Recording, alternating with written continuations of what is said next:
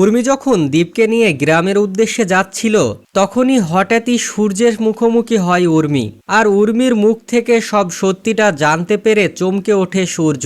হ্যাঁ বন্ধুরা, আমরা এমনটাই দেখতে পাবো অনুরাগের ছোঁয়ার আগামী পর্বগুলিতে।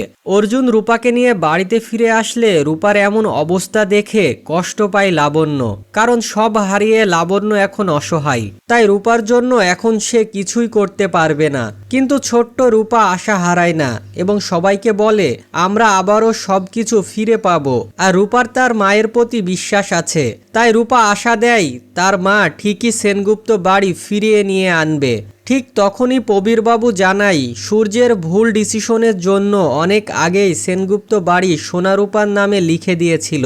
প্রবীরবাবুর মুখে এমন কথা শুনে চমকে যায় সকলে। তবে উর্মি অনেক কষ্ট পায়, কারণ তার একমাত্র সন্তান দীপের কথা কেউই ভাবেনি।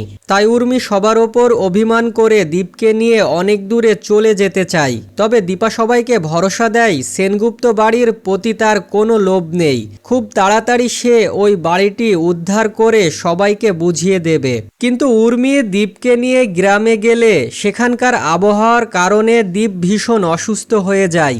গ্রামে সবাইয়ের কাছ থেকে একজন ভালো ডাক্তারের কথা শোনে উর্মি এবং দীপকে সেখানেই নিয়ে যায়। কিন্তু ওই ভালো ডাক্তার আর কেউ না, সূর্য সেনগুপ্ত ছিল। হঠাৎই সামনে উর্মিকে দেখে সূর্য অবাক হয়ে যায়।